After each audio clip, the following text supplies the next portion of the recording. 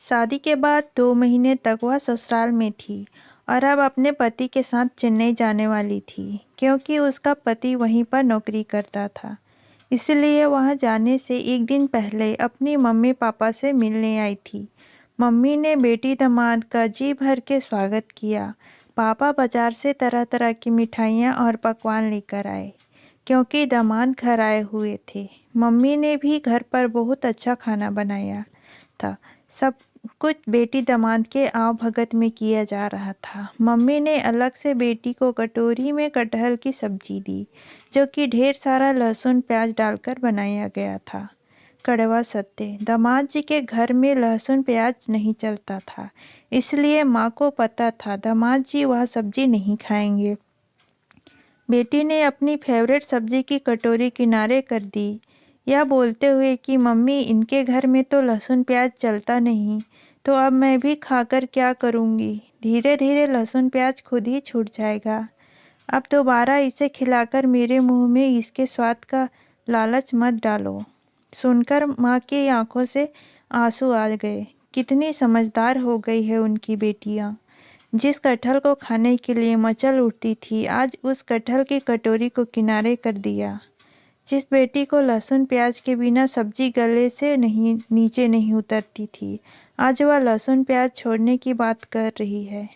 तड़प उठी माँ अंदर से, लेकिन क्या कर सकती थी। समाज की यही रीत है, लड़कियों को हर माहौल के साथ सामंजस्य बिठाना ही पड़ता है। बेटी ने किनारे जाकर माँ से कहा, माँ बुरा मत मानना, अगर मैं कटहल की सब्जी खा लेती और ये अपनी मम्मी से बोल देते तो सासू माँ खामखा बहुत नाराज होते कि मैंने लहसुन प्याज खा लिया, और फिर फालतू में विवाद का एक मुद्दा बन जाता जिसमें तुम लोगों को भी शामिल कर लिया जाता।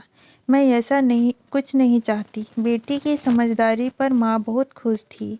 जाते जाते बेटी ने कहा, माँ आप जो मिर्च का अचार बनाती है ना, प्लीज़ थोड़ा सा दे दीजिए।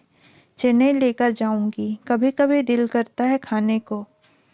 कड़वा सत्य, माँ को बहुत अच्छे से पता था बेटी को कभी कभी सब्जियां खाने का दिल नहीं करता, तब वह मिर्ची के अचार से बहुत आराम से खाना खा लेती है, बिना किसी सब्जी के। लेकिन चाहकर भी माँ अपनी बेटी को अचार नहीं दे पाई, यह बोलते हुए कि बेटी मजबूरी है, मैं तुझे अचार नहीं दे पाऊंगी।